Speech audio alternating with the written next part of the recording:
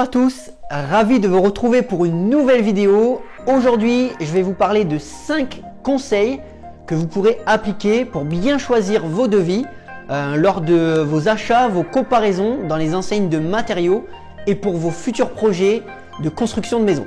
Conseil numéro 1. Comme vous le savez déjà, il existe plusieurs enseignes comme Leroy Merlin, Castorama, Brico Dépôt, Chaussons Matériaux, Gédimat et j'en passe. Toutes ces enseignes peuvent vous perdre, mais elles font plus ou moins la même chose et vous pourrez y retrouver tous les matériaux dont vous avez besoin. Alors le but de ce premier conseil, c'est de vous expliquer qu'il est très important de bien comparer chaque devis dans chaque enseigne. Le but est d'en faire plusieurs pour qu'à la fin, vous arrivez à sélectionner le devis qui correspond à vos finances. Conseil numéro 2.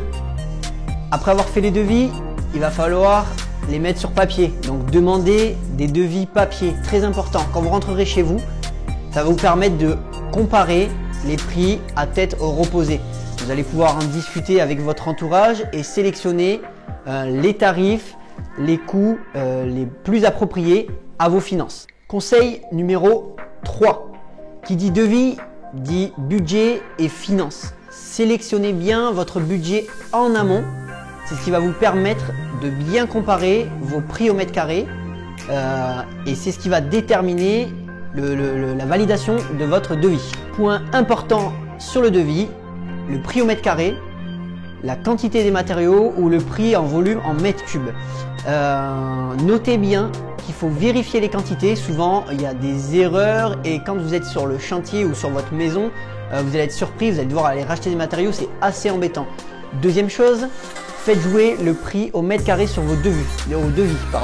Vous allez gagner beaucoup d'argent en faisant jouer ce tarif. Par exemple, si le prix d'un carrelage est à 12 € du mètre carré, vous allez le faire jouer un peu plus bas, donc peut-être le négocier et votre facture va amplement descendre.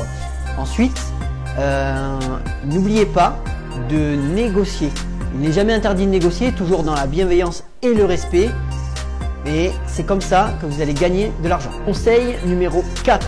Après avoir bien compris son devis, comparer les prix, il va falloir faire valider votre devis. Validez bien un devis qui correspond à vos finances. Ou sinon, petite astuce, faites-vous financer plus de travaux, une plus grosse enveloppe de travaux. Ça vous permettra d'être un peu plus à l'aise sur les devis. Et quand vous ferez chiffrer par exemple de la peinture ou des matériaux un peu plus gros, vous aurez une petite marge d'erreur et même de négociation. Ça vous permettra de rentrer plus dans les clous pour votre budget. Conseil numéro 5. Regardez bien votre devis. Parfois, c'est compliqué à lire. Regardez bien la case TTC et non la case hors taxe. C'est très important de regarder cette ligne-là et non l'autre, car parfois, vous pouvez avoir des surprises et des écarts qui vous font peur. Regardez bien cette ligne et lisez bien tout votre devis ligne par ligne pour vérifier vos tarifs avant la validation finale. On arrive à la fin de cette vidéo. Bien évidemment, je ne suis ni un expert en immobilier ni un expert en matériaux. Je vous partage juste mon vécu et mon expérience pour que certains d'entre vous se reconnaissent dans mon discours et puis peut-être se lancer sur l'année 2021 sur un projet immobilier ou de construction à votre tour. Je vous dis à plus pour de prochaines vidéos et surtout, n'oubliez pas de vous abonner, de liker, partager cette vidéo si elle vous a plu, à votre entourage et aux personnes à qui ça pourrait intéresser.